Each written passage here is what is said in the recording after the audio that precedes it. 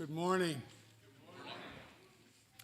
I'm Herbert Loud, one of the elders here, and on behalf of our session and our pastor Jim Mitchell, I'd like to welcome all of you, members and visitors alike, and those who are following online. It seems that the Lord has seen fit to give us a little sunshine this morning, so one more thing for which to be grateful. I'd like to take a moment to mention a couple of announcements for you. Our new website that we've had people working on for quite some time is up. So all you have to do is go to the one you've been going to, which is ScotsKirkARP.org, and you'll see the new website. Please take a look at it. If you have any suggestions for improvements or changes, please get those to Joel Reed if you would. Secondly, the Women's Ministry Project Night is going to be this Thursday, July 21st at 6:30 p.m. here at the church, making items out of oyster shells for the benefit of Bun Clarkin. If you have a glue gun, please bring one with you. And if you have questions, talk to Sherry Clevering about that. Also, we're going to have a summer fellowship picnic this coming Saturday at the new Ashley River Park, which is located behind Stephen Chanel's house. Anybody wants to know how to find it, just ask Stephen. There is a sign-up sheet on the bulletin board right here to the left of the kitchen opening, and if you plan to come, please sign up on that list.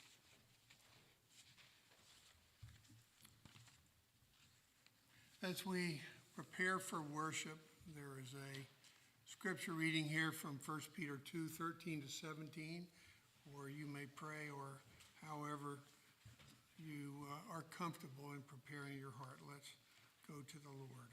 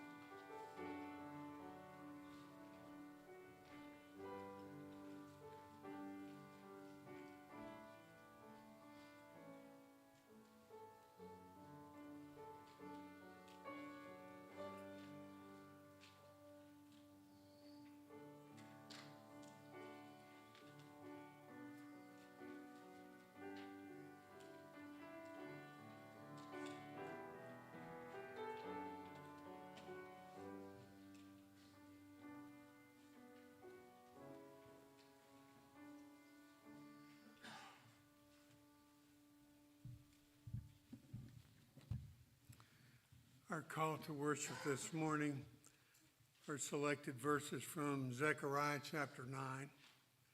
Rejoice greatly, O daughter of Zion. Shout aloud, O daughter of Jerusalem. Behold, your king is coming to you, righteous and having salvation is he. His rule shall be from sea to sea and from the river to the ends of the earth. How great is his goodness and how great his beauty. Let us worship God by singing together from the Trinity hymnal, number 310, Rejoice, the Lord is King. If you would stand and let's sing this together.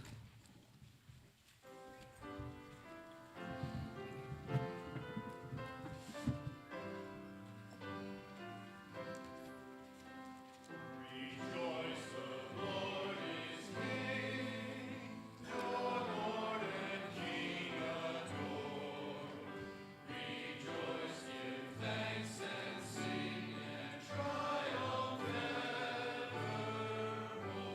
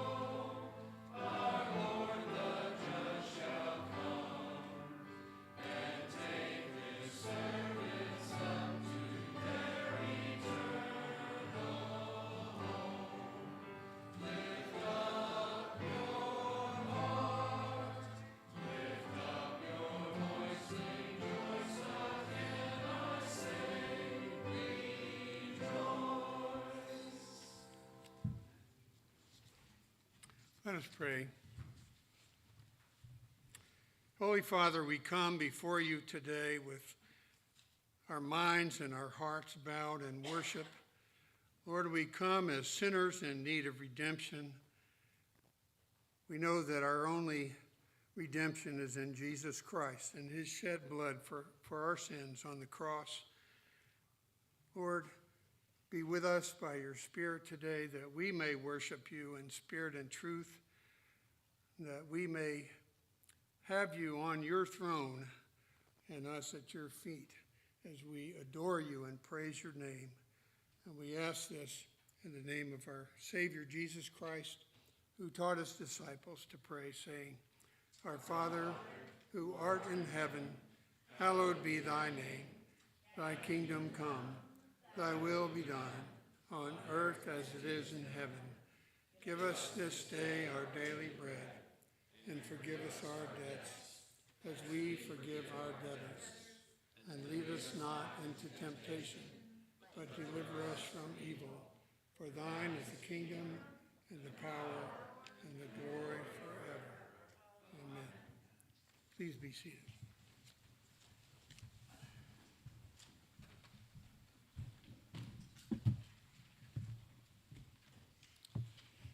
Good morning. When we enter into the presence of our holy God, it is fitting that we confess our sins to him, and he is just to forgive us. So please join me today in saying the confession printed in our bulletin together. We confess, our Father, that we do not live up to the family name. We are more ready to resent than forgive, more ready to manipulate than to serve, more ready to fear than to love, more ready to keep our distance than to welcome, more ready to complete than to help. At the root of this behavior is mistrust. We do not love one another as we should because we do not believe that you love us as you do. Forgive us our cold unbelief and make us more vivid to us the meaning and depth of the love at the cross. Show us what it cost you to give up your Son, that we might become your sons and daughters. We ask this in the name of Jesus, our righteousness. Amen. Sin creates enmity between us and God, but he is faithful to forgive us our sins if we confess them to him. Hear the gracious assurance of pardon the Lord gives us through the prophet Zephaniah. Sing aloud, O daughter of Zion. Shout, O Israel. Rejoice and exult with all your heart, O daughter of Jerusalem. The Lord has taken away judgments against you. He has cleared away your enemies. The King of Israel, the Lord, is in your midst. You shall never again fear evil. On that day it shall be said to Jerusalem, Fear not, O Zion. Let not your hands grow weak. The Lord your God is in your midst, a mighty one who will save. He will rejoice over your gladness. He will quiet you with his love. He will exult over you with loud singing. Amen. How marvelous is our God. And now if you would stand with me and confess your faith using the confession printed in the bulletin, I will read the question and we will read the answer in unison. The Heidelberg Catechism, question number 21, what is true faith?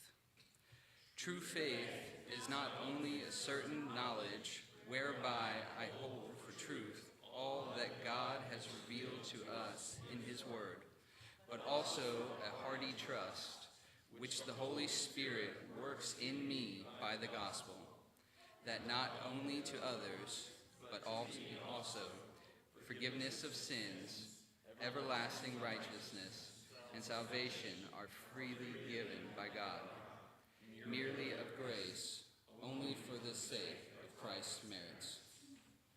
Thank you. And you may be seated. And would the children please come forward for the children's sermon with Elder Joel Reed.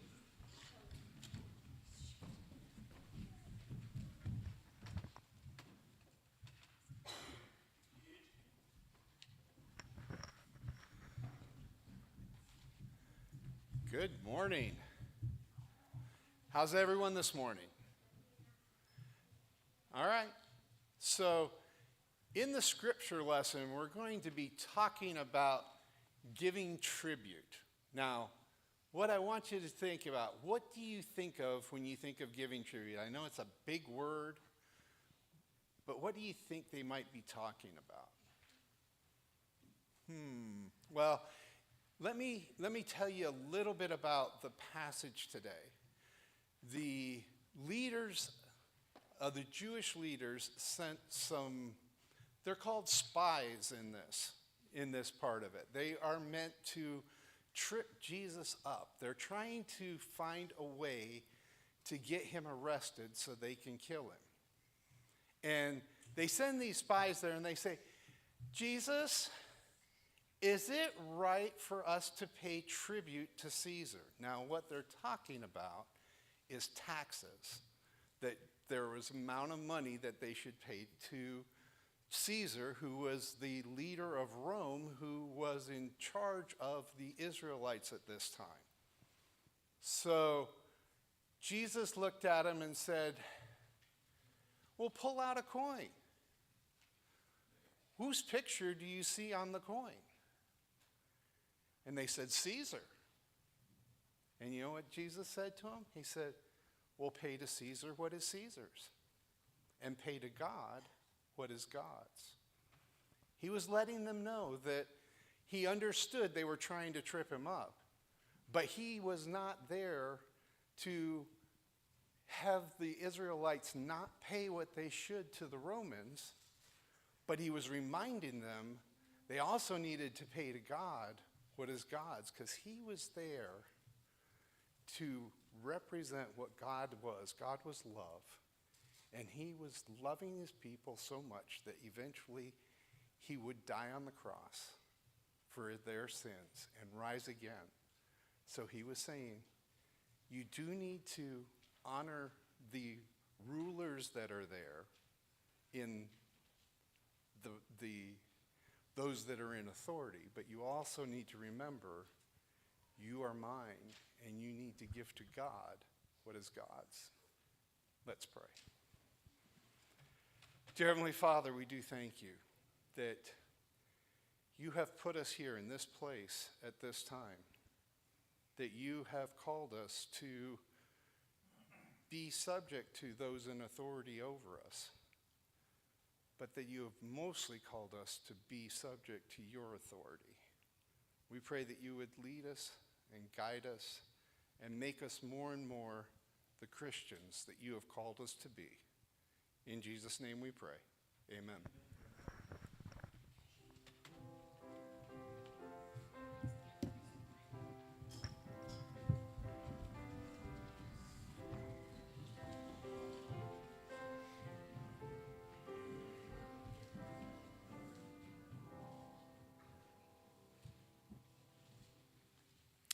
Our scripture reading today comes from the Epistle to the Romans. It is the whole 13th chapter, if you would like to follow along with your copy of God's Word. Let every person be subject to the governing authorities, for there is no authority except from God, and those that exist have been instituted by God. Therefore, whoever resists the authorities resists what God has appointed, and those who resist will incur judgment. For rulers are not a terror to good conduct, but to bad. Would you have no fear of the one who is in authority? Then do what is good, and you will receive his approval, for he is God's servant for your good. But if you do wrong, be afraid, for he does not bear the sword in vain. For he is the servant of God, an avenger who carries out God's wrath on the wrongdoer. Therefore, one must be in subjection, not only to avoid God's wrath, but also for the sake of conscience. For because of this, you also pay taxes, for the authorities are ministers of God, attending to this very thing. Pay to all what is owed to them, taxes to whom taxes are owed, revenue to whom revenue is owed, respect to whom respect is owed, and honor to whom honor is owed.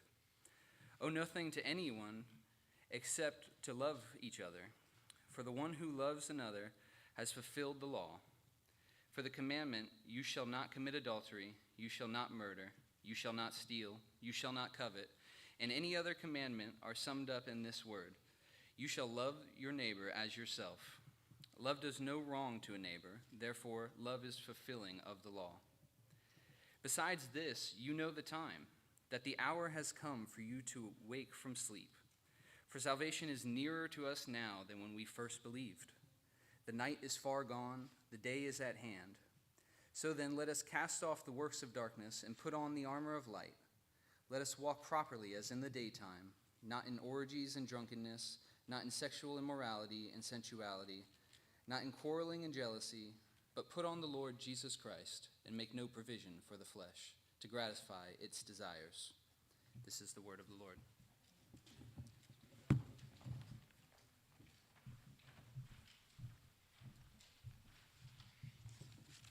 And let us go before our God in prayer. O Father, Son, and Holy Spirit, great is your name, and you are greatly to be praised. Praise is due because of your character, because of your work, how you have spoken this world into existence and sent a Redeemer into it, your beloved Son. Lord, we come and approach your throne today, not in our own merit or in our own righteousness, but through the perfection of Christ's life, through his shed blood for us, that you have made us adopted sons and daughters and called us into your family. What a privilege that you have us come before you in prayer and hear what we ask of you. Oh Lord, this is a great privilege indeed. Hear us when we pray. Let your word go forth with power and conviction today. Do not allow us to leave as we have entered, but change us and make us more like Christ, our King and our High Priest. We thank you, Lord, that you've given your word, that we have it in all of its flawlessness given to us in whole, preserved by your Spirit, and that you use it to both convert those who do not yet know Christ and to build up, to sanctify your church. Be about doing that work today. We pray not only for ourselves, but for every evangelical church that preaches the truth, for everywhere Christ is preached, for everywhere your word is held out today. Feed your people, feed your sheep, O Lord Jesus. We pray this not only in Summerville, but in Mount Pleasant with our sister church, Shem Creek. We ask that you would bless them in their ministry. Bless Ben Carver as he preaches the word today. Bless their elders with wisdom and give them growth in numbers and in faith. We ask that you would give us opportunities to plant more churches in the Low Country, for the need is great. There are many souls here in the greater Charleston area. And Lord, we ask your word to go forth throughout all the nations. We pray for the Cottons, for Lee Shelnut and his work in Rhonda that you are preparing and making a way for. We thank you for how you are opening doors. Lord, we give you praise for the hospital in Sahiwal, Pakistan, and pray for the Ackermans and their leadership there. Lord, we ask that your gospel would go forth even to many Muslims who have not yet known the way of salvation through Christ. Bring many to yourself and bless the ARP church in Pakistan. Continue to give growth even in a land where there is much darkness. Father, we pray that you would bless the Goodmans in Wales and Lord, the work of the Andes here at home in Columbia as they minister to international students, and the Robelos as they minister stateside as well. Bless the Lotzes in their work with POC 7 in bringing the gospel through media to Muslims all over the world. We thank you, Father, for how you have given the Whitties special work with refugees, and ask that you would bless that, as well as to all those in Toledo, Spain, that are attending worship there at that new ministry. And we pray for the field in Spain to continue to increase while we ask for a return to Mexico, that field may be open again for many new works in the days ahead. Make the leaders in that country wise to quell violence and to present a situation where the gospel may go forward in safety, and give your church the boldness and the bravery to go into that field once more. We ask for your name's sake, that your name would be magnified and praised as a result, O God. We pray for material needs also for this flock. We know that there are many facing difficulty, sometimes grief, pain, emotional trauma. Lord, we know that you give comfort by your gospel, and you're able to help us to comfort others, even as you have comforted us by your word through Christ, who is our shepherd and will lead us all the way home. We pray for those facing surgeries. We pray for Judah Vera and his upcoming surgery in a couple of days. Lord, bring him through that safely and give him healing. We pray for Dale Johannesmeyer, and we pray for Jen Gellard, that you might give relief to both of them in their back pain that they've experienced, which has been quite significant. Father, we ask that you would do these things so that we might glorify your name here on earth, that whatever we do, whether we eat or drink or do anything whatsoever, we would be a witness to you. Give us as a church a culture of discipleship and evangelism where your love goes forth with hospitality to our neighbors and in our workplaces and in our neighborhoods, where our children gather to play. Father, bless parents with wisdom to raise those children, the nurture and admonition of you. Bless our ministry teams as we seek to do your will. Give us wisdom, give us grace to prioritize and to consider all of our obligations, both to this church, to family, to others, and help us in ways both formal and informal to minister the gospel, to not only speak it clearly, but also to live it out in this community that you've called us to. Father, we thank you that you have not called us to go through life alone. Connection to you is a wonderful thing, but you've also connected us to one another. You've made us the family of God, living stones in this house. Father, we thank you for that and ask for your name to be glorified, even as you would use us as salt and light to the watching world. Lord, as you have called us your people, you are our God. Your covenant promises are forever. Every truth about Christ that was true 2 millennia ago is still true today. He is the same yesterday, today, and forever. Because of this, we take great assurance and comfort in your word that it leads and guides us now. Open our hearts by your Spirit and convict us of sin. Correct us where we need correction and guide us and teach us by your flawless word. Be our rock and our fortress and our high tower. And Lord, be the one that guides your church in your everlasting love.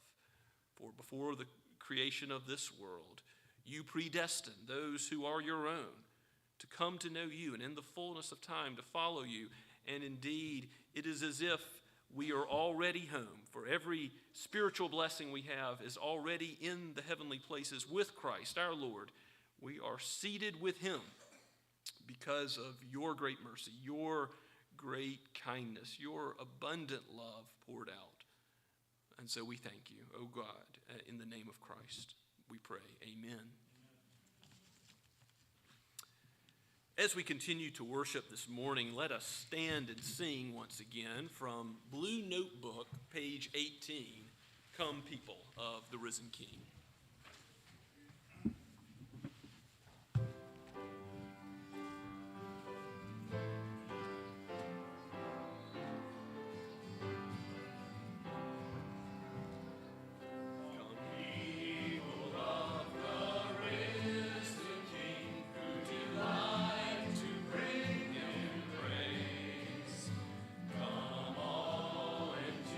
Your hearts to sing,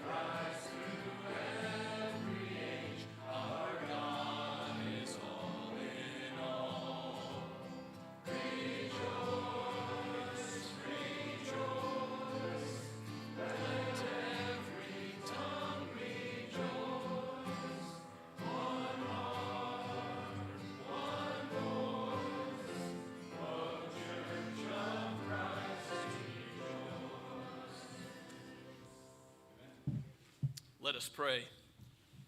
O gracious Lord, we rejoice in you for this day that you have made, and for how you have called us and given us life and breath to praise you today.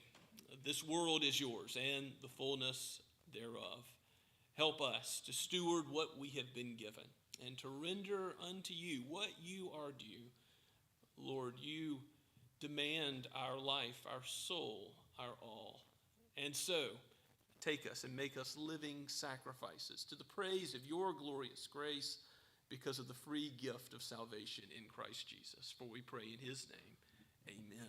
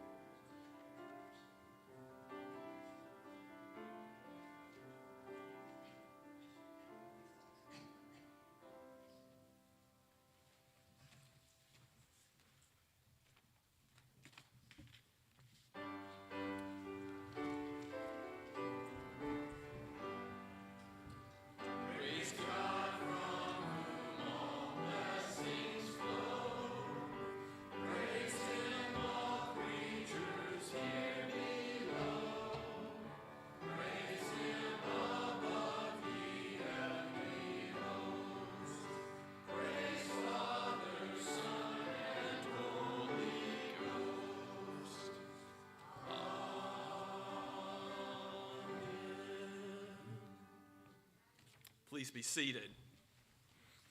And turn with me, if you will, in your copy of God's Word, to Luke chapter 20. This morning we'll be looking at Luke 20, verses 19 through 26. If you recall, earlier in the chapter, Jesus has already had his authority challenged by the leaders in Israel, asking him a question about John the Baptist and his baptism. Was it from God or was it from man? And then this parable that Jesus spoke in response to them about them, the parable of the tenants. And they are the wicked tenants, the leaders of Israel who are turning away from God's Messiah. They have turned away from those sent by the owner of the vineyard, those prophets and apostles which he sent. And then they are about to hand over the Son of God himself, the son of the owner of the vineyard, Jesus, in this thinly veiled parable, to be killed. They can't wait to get their hands on him. And that's what we see here in our passage today, that they are still scheming, plotting, looking for a way to give Jesus to the authorities to kill him. Even so, Christ is wiser than men. As the God-man, he avoids their trap today. Yes, he will soon lay down his life for his sheep, but not yet. And he wisely answers their entrapping question that we find them giving our Lord today. Let's turn our attention to Luke 20 at verse 19. This is God's word, penned by Luke, the physician, breathed out by God himself, the great physician, the Holy Spirit, and the giver of life. The scribes and chief priests sought to lay hands on him, that is Jesus, at that very hour. For they perceived that he had told this parable against them, but they feared the people. So they watched him and sent spies who pretended to be sincere, that they might catch him in something he said, so as to deliver him up to the authority and jurisdiction of the governor. So they asked him, "Teacher, we know that you speak and teach rightly, and show no partiality, but truly teach the way of God. Is it lawful for us to give tribute to Caesar or not?" But he perceived their craftiness and said to them, "Show me a denarius. Whose likeness and inscription does it have?" They said, "Caesar's." He said to them, "Then render to Caesar the things that are Caesar's, and to God the things that are God's." And they were not able in the presence of the people to catch him in what he said, but marveling at his answer, they became silent. Let's pray together. O Holy Spirit, open our ears so that we might receive your word. And leaning not on our own understanding, but in all of our ways acknowledging you, let that understanding affect our hands and our feet so that we might live for you and that you might be glorified. In Jesus, the Son, who gave himself up for us, in his name we pray. Amen.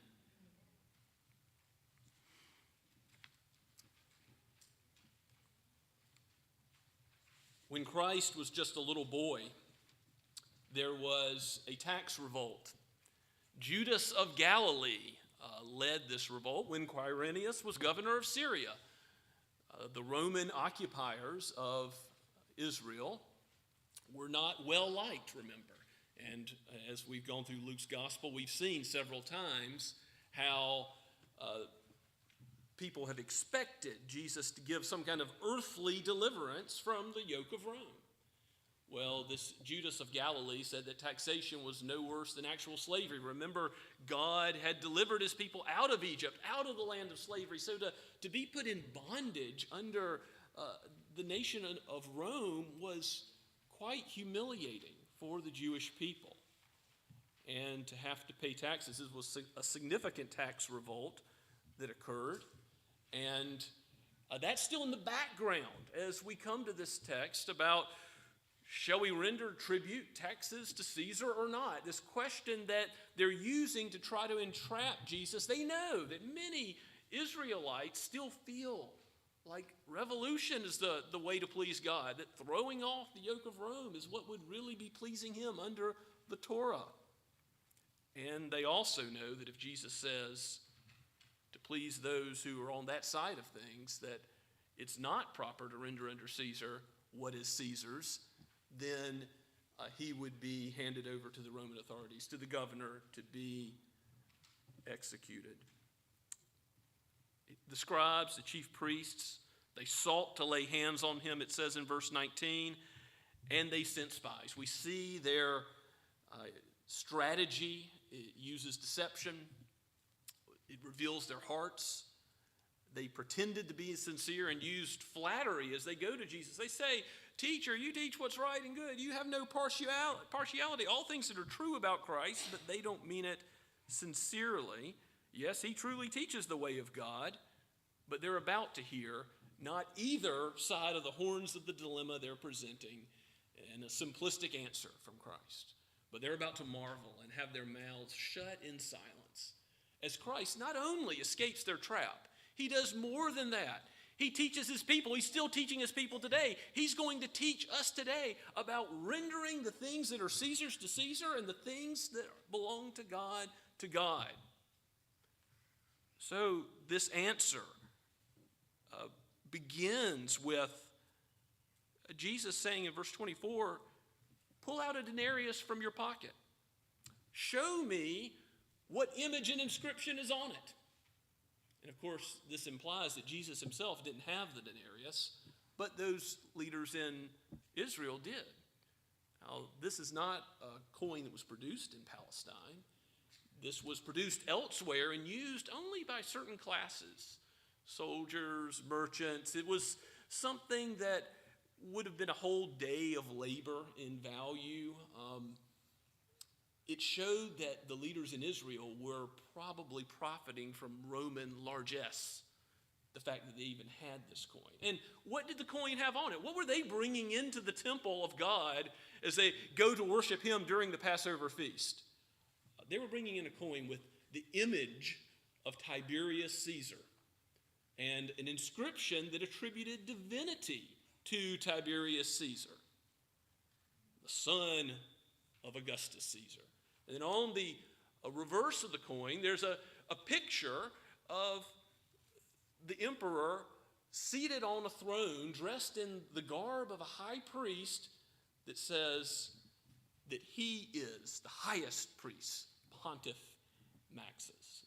The priesthood of the Son of God, who's about to lay down his life for many, is telling those leaders in Israel to look at this blasphemous coin that they have in their possession and to consider whose image is on it and to consider what he's attributing to himself. Think about that as this question comes. Jesus doesn't specify how much is to be rendered to Caesar. He says, render to Caesar the things that are Caesar, implying you got the coin, you give it back to him. It's from him, return it. But at the same time, it doesn't say, was the taxation oppressive? Well, in 1 Samuel 8, we hear that 10% is an oppressive taxation in that day. And surely Jesus does not mean that all authority should be attributed to Caesar. Caesar might demand to be worshipped, but no pinch of incense ought to be given by God's people. Caesar might demand that all of his kingdom be subject to him and his laws, but Christ's followers teach a higher law, the law of God. And so this question says in verse 22, is it lawful for us to give tribute to Caesar or not? Even the questioners are asking, according to God's law, according to the Torah, is it acceptable to give tribute to Caesar? And Jesus is saying, render the things that are Caesar to Caesar. And Paul, following this, and what we read in Romans 13, says, give tribute, taxes where they're due. Give honor, respect where it's due. But that doesn't mean unlimited honor and unlimited respect. It certainly doesn't mean worship. It doesn't mean doing what's on the coin, attributing divinity. What is the honor and respect that Caesar is due? I mean, look, we have this situation in our world today where many leaders plot wicked schemes. They're like Psalm 2, opposing God and his anointed. And we might be tempted to think we should just complain about everything they do. But no, God has put those in authority that exist. And we ought to encourage them, pray for them in the ways in which they do what is right, in the ways in which they uphold the law of God. And they do, in many ways. And yet, at the same time, to render the respect and honor to Caesar that is not due him is improper. And many Christians today, I'm afraid, fall into that trap where we think, at least in our nation, wherever that nation is on this globe, but we think in our nation, no unjust law can be passed, no unjust statute can be enforced, no unjust war can be started, no unjust presence of troops could be somewhere else in this world. It ought not be so. We ought not unilaterally praise everything that Caesar does as if he can do no wrong. Good is called evil, and evil is called good in this world. And Christians must be wise. Christians must render to Caesar what he is due, and nothing more. I think the pandemic unmasked a confusion, or at least a difference of opinion in the church about what is the place of Romans 13 for us, as Caesar tells us not to meet in person due to the pandemic.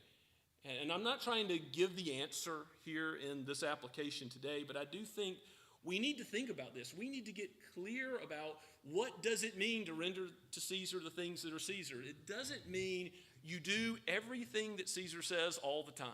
It can't mean that. If we think it means that, we need to go back to 20th century Germany under Hitler and think about people like Martin Niemöller and Dietrich Bonhoeffer and those who risked their life and gave their life to oppose the German authority over the church that they were trying to exert on the evangelical church, not just people in Christian name only, but they were trying to say who could be a minister in the church or not, and say, well, if you're from a Jewish background, you can't be a minister in the Christian church.